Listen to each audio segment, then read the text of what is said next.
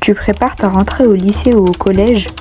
Voici la liste complète de mes fournitures scolaires. Des essentiels pratiques et validés 100% Pinterest pour rester organisé et motivé toute l'année. Hello, aujourd'hui je te partage toutes mes fournitures scolaires indispensables pour bien commencer l'année 2025-2026. Que tu sois au collège, en seconde, première ou terminale, tu vas forcément trouver des idées utiles pour t'organiser. Et surtout reste bien jusqu'à la fin de la vidéo parce que je te dévoile mon incontournable absolu pour cette année. Celui que personne ne pense à prendre mais qui va clairement te sauver la vie au quotidien. Pour commencer, tu auras besoin d'une trousse. Dans ta trousse, il y aura des stylos, la base. Je sais que énormément d'entre vous utilisent des 4 couleurs et on est d'accord qu'il n'y a pas meilleur comme sensation d'écrire avec un stylo bic, précisément ceux avec la mine fine. Dites-moi en commentaire lesquels vous préférez. N'empêche que les 4 couleurs sont vraiment plus esthétiques. Voilà quelques petites inspirations.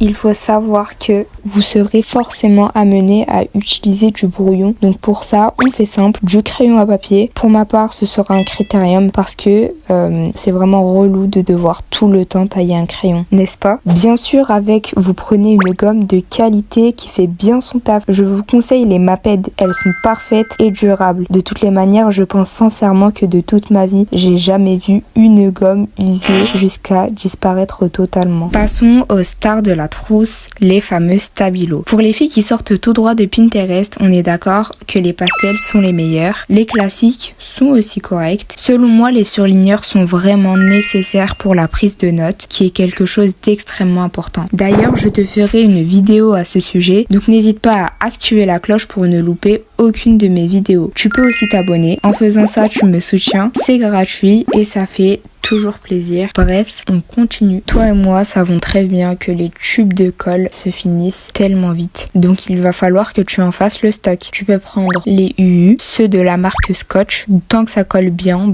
tu prends des ciseaux, des tailles-crayons. Tu peux prendre, mais ça dépend vraiment de si tu t'en sers réellement. Et évidemment que dans ta trousse, il y aura un Tipex ou un Blanco, je sais pas comment t'appelles ça. Vraiment, ce truc, c'est une masterclass. Surtout les Tipex souris, ils sont trop efficace. Tenez, je vous mets des inspirations pastel colorées ou neutres pour les plus simples d'entre vous. Et voilà, à ce stade, ta trousse est complète. Tu peux rajouter d'autres choses, mais n'abuse pas trop quand même. Ici, je vous mets des inspi de trousse que je trouve vraiment canon, si jamais vous avez pas trop d'idées. Une fois que ta trousse est prête, on peut passer au sac. Alors d'abord je prends un agenda, mais honnêtement je finis tout le temps par arrêter de l'utiliser au bout de 2 semaines. Dans tous les cas, je préfère quand même le garder dans mon sac, on sait jamais si j'ai besoin d'écrire un truc rapidement ou si j'ai pas mon téléphone. Ce n'est pas indispensable au quotidien, mais c'est toujours bien d'en avoir un sous la main. Ensuite, je prépare mes cahiers et mes manuels en fonction de mon emploi du temps. Je regarde toujours la veille ce que j'ai comme cours pour ne prendre que ce qu'il me faut. C'est très important pour ne pas alourdir inutilement le sac, par exemple s'il y a des profs qui ne sont pas là. Ici, je vous mets des cahiers pastels et colorés.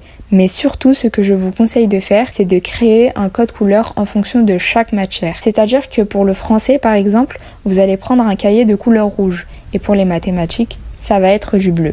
Et cela va vous permettre de mieux repérer vos cahiers le matin si jamais vous n'avez pas fait votre sac la veille. Et d'ailleurs, faites-le. C'est un gain de temps énorme. Au niveau de l'efficacité, je vous conseille à 1000% les cahiers à spirale.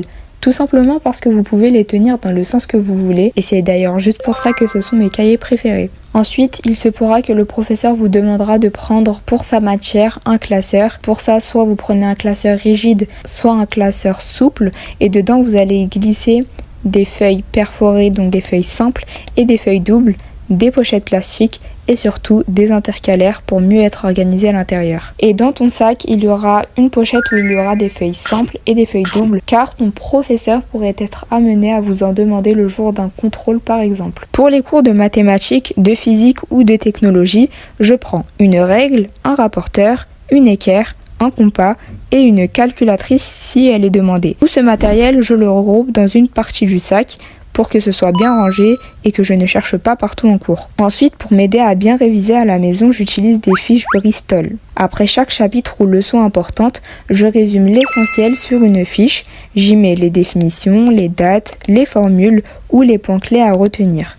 Je les range dans un classeur spécial à fiches avec des intercalaires par matière. C'est beaucoup plus rapide à relire qu'un cahier complet et ça me fait gagner énormément de temps avant un contrôle. Le conseil, c'est de les faire petit à petit, dès le début de l'année. Comme ça, on n'est pas débordé au moment des révisions. Ensuite, je sais qu'il y a des gens qui utilisent des trieurs, mais personnellement, je recommande pas trop. Tout simplement parce que tu peux finir par avoir un tas de feuilles mal organisées et c'est souvent très dur de s'y retrouver. Mais après, il y a quand même d'autres personnes qui réussissent à s'en sortir avec. Donc ça dépend vraiment que de toi. Voilà tout ce que je mets dans mon sac avec ma trousse. Pas besoin d'en faire trop, juste le nécessaire.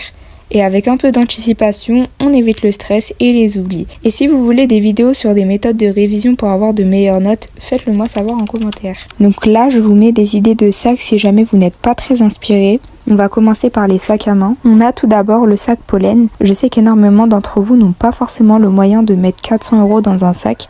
C'est pour ça que vous pouvez forcément trouver des dupes sur Shein ou encore AliExpress. En tout cas, ce sac, je le trouve vraiment très joli. Ensuite, on a les fameux Longchamp. Il en existe plein de coloris, mais mon favori reste le vert kaki. Vraiment, je le trouve incroyable et je pense vraiment que c'est celui que je vais prendre. Aussi, il y a les Vanessa Bruno que je trouve magnifiques et franchement, ça va avec toutes les tenues, donc foncez. Ensuite, on a les sacs à dos. On va pas trop se casser la tête, franchement, si vous êtes simple, prenez un Eastpak, ça passe tout le temps crème. Sinon, vous avez les The North Face. Avec tous ces accessoires, c'est trop joli. Ou sinon, vous pouvez faire encore plus simple, prendre un tote bag. Vous avez plein de variétés. Maintenant, on va enfin passer à l'indispensable de ton sac que tu dois absolument avoir. Prends un stylo et un cahier et note bien tout ce que je vais te dire parce que je vais te lister tout ce que tu dois mettre dans ta trousse de secours.